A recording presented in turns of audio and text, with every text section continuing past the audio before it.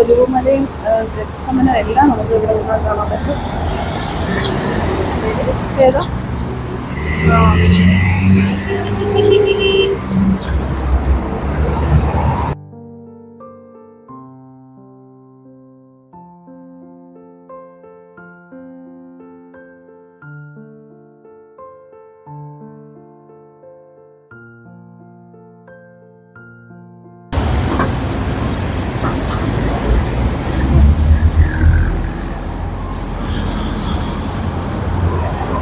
വെയിലല്ലേ? എന്നാ വെയില!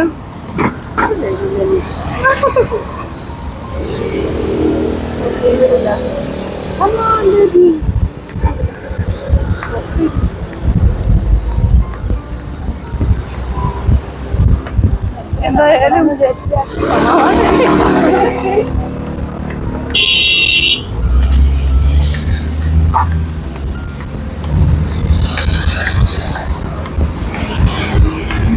രണ്ടോ 2 വർഷമായി വന്നിട്ട് ആദ്യമായിട്ടല്ലേ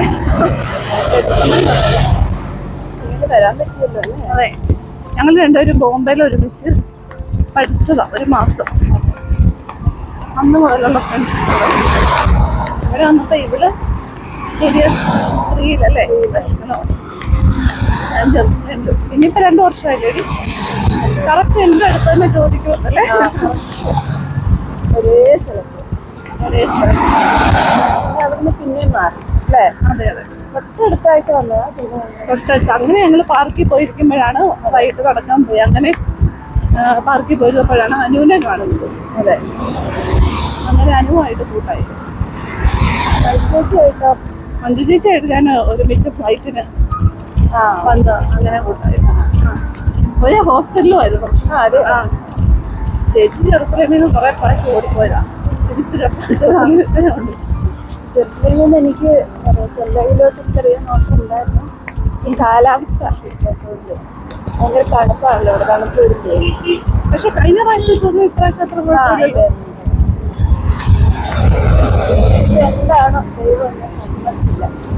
ജെറുസലേമിൽ പോകണ്ടാന്ന് പറഞ്ഞു. ജെറുസലേമിൽ വരെ നമ്മുടെ കർത്താവ് ഉയർത്തെഴുന്നേറ്റം. ഞങ്ങളൊരു ടാക്സിക്കാരൻ അവിടെ കൊണ്ട് വിടാൻ പറഞ്ഞു. ഇവിടെ എല്ലാം ഗേറ്റ് അടച്ചു കിടക്കുവാണ്, പള്ളിയുടെ എല്ലാം. ഞങ്ങൾ 2 കൽപ്പിച്ച് ടാക്സി. നമ്മളിപ്പോൾ കാണുന്നതാണ് ഗെത്സമന തോട്ടത്തിൻ്റെ പ്രത്യേകത എന്തായിരിക്കും എന്നല്ലേ?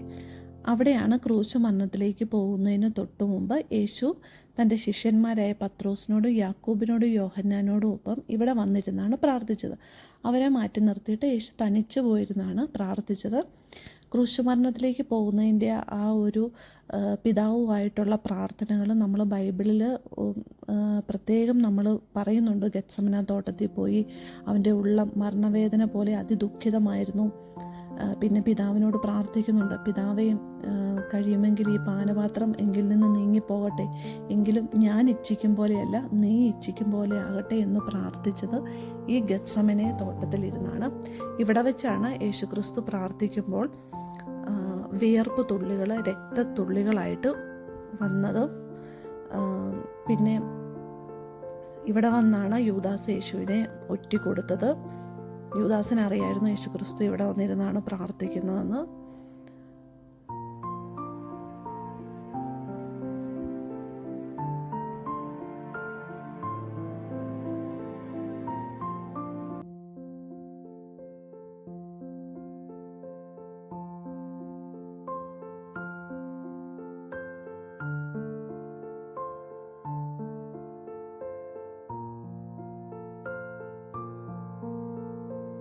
പള്ളിയുടെ അൾത്താരയിൽ തന്നെ യേശുക്രിസ്തു ഒറ്റയ്ക്കിരുന്ന് പ്രാർത്ഥിക്കുന്ന ചുവർ ചിത്രമാണ് അൾത്താരയിലുള്ളത്. യേശുക്രിസ്തു പ്രാർത്ഥിക്കുന്നതിന് തൊട്ടു മുകളിലായിട്ട് തന്നെ പിതാവായ ദൈവം യേശുക്രിസ്തുവിനെ ബലപ്പെടുത്തുന്ന ഒരു ചിത്രം കൂടെ നമുക്ക് കാണാനായിട്ട് സാധിക്കും.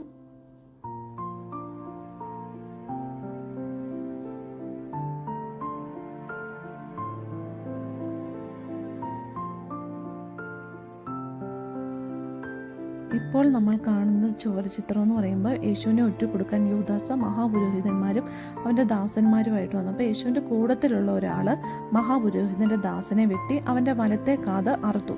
അപ്പോൾ യേശു അവനോട് പറഞ്ഞു, ഇത്രയ്ക്ക് വിടുവിൻ എന്ന് പറഞ്ഞു. അവൻ്റെ കാത് തൊട്ട് സൗഖ്യമാക്കി യേശു. ആ ചുവർചിത്രമാണ് നമ്മളിപ്പോൾ കണ്ടത്.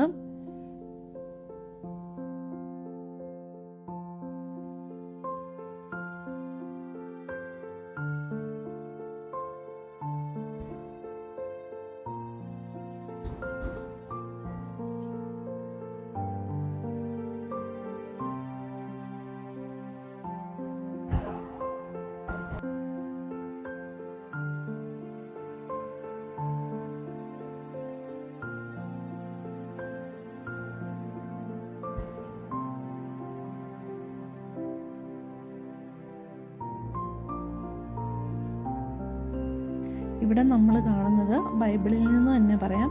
അവൻ സംസാരിക്കുമ്പോൾ തന്നെ ഇതാ ഒരു പുരുഷാരം 12 ഒരുവനായ യൂദ അവർക്ക് മുൻ നടന്ന് യേശുവിനെ ചുംബിപ്പാൻ അടുത്തു വന്നു. യേശു അവനോട്, യൂദായെ, മനുഷ്യപുത്രനെ ചുംബനം കൊണ്ടോ കാണിച്ചു കൊടുക്കുന്നത് എന്ന് പറഞ്ഞു. ആ സംഭവം നടന്നതിനെയാണ് ഈ ചുവർചിത്രം സൂചിപ്പിക്കുന്നത്.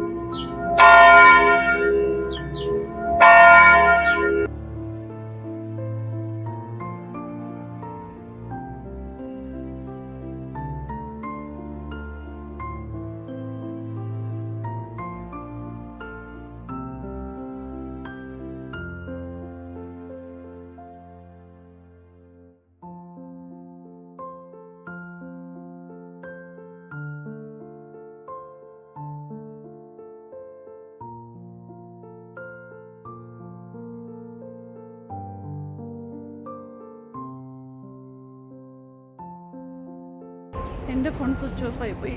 ഭയങ്കര ചൂട് കാരണം ക്യാമറ ഇതാവുന്നു. ശരി. ഭയങ്കര ചൂട് കാരണം ക്യാമറ വർക്കാവുന്നില്ല. പിന്നെ ചാർജും തീർന്നു. ഓണാകുന്നില്ല. അതുകൊണ്ട് ഇനി കുറച്ച് നേരം അനുവിൻ്റെ ഫോണ് അനുവൊക്കെ വന്നിട്ടുണ്ട്, പള്ളിയിലേക്ക് പോയിക്കുവാണ്.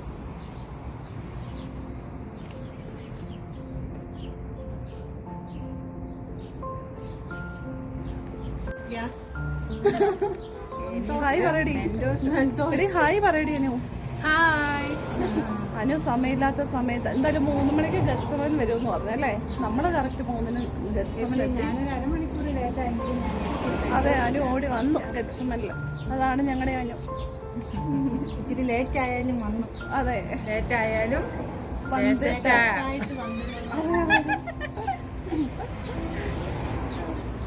മധുരം കൊടുപ്പാണ് നടന്നത്. അതെ, നടന്നതിന് തിരിച്ചു പോകാനുള്ള എനർജിക്ക്.